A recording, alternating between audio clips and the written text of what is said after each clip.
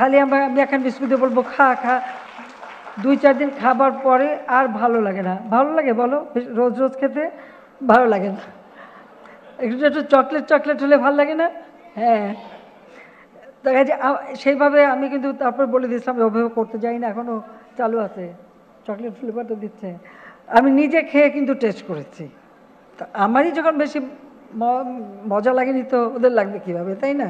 ছোট্ট বাচ্চারা যখন একটা নতুন বই পায়, এই নতুন বইটা হাতে পাওয়া, মলাট লাগানো, নাম লেখা, ছুঁয়ে দেখা, এর ভিতরে আলাদা একটা অনুভূতি হয়, বইয়ের প্রতি একটা আকর্ষণ আসে।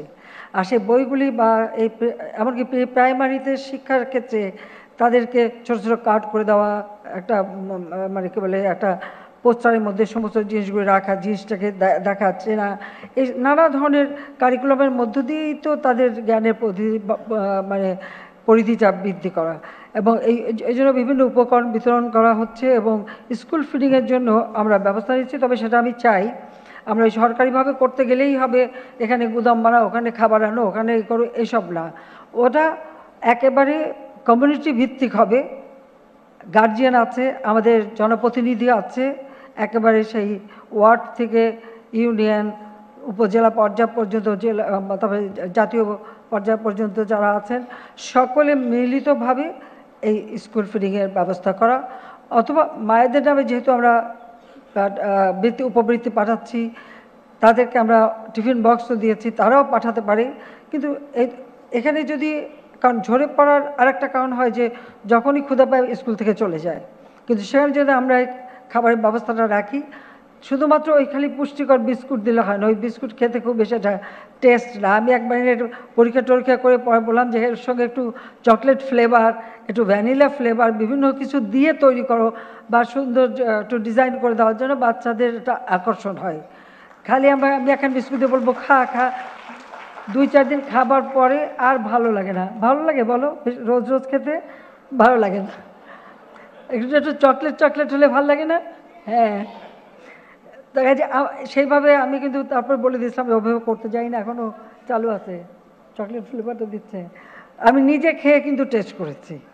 তা আমারই যখন বেশি মজা লাগেনি তো ওদের লাগবে কীভাবে, তাই না? তো যাই হোক, আমরা সেই ব্যবস্থাটা নিয়েছি। তাছাড়া পানীয় জলের ব্যবস্থা, সুপেয় পানি যেন স্কুলে পায় বাচ্চারা, সেই ব্যবস্থা।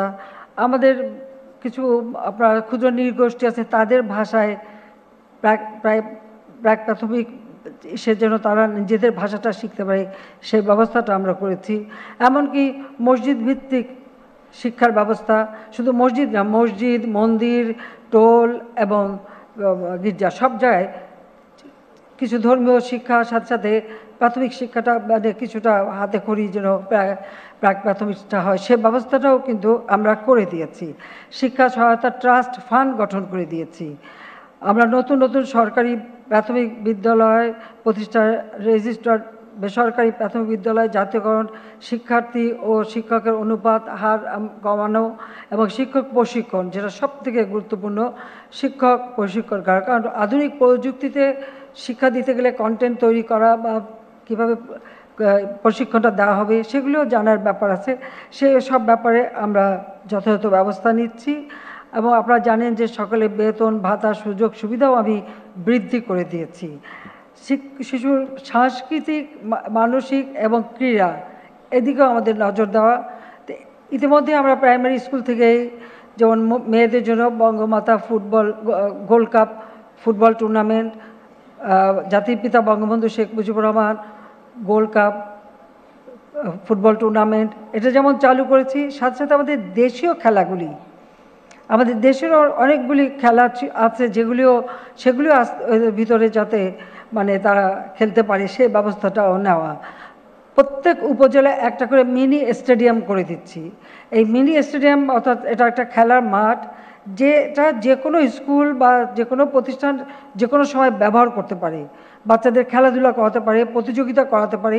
সেই উদ্দেশ্য নিয়ে কিন্তু প্রতি উপজেলায় একটা করে মিনি স্টেডিয়াম নির্মাণ, যেন 12 মাস বাচ্চারা খেলাধুলার ভিতরে থাকতে পারে এবং সেইভাবে ব্যবস্থা করা, সেটাও আমরা করে দিচ্ছি। ইতিমধ্যে প্রায় অনেক উপজেলা হয়ে গেছে, পর্যায়ক্রমিকভাবে সব উপজেলায় আমরা করে দেবো।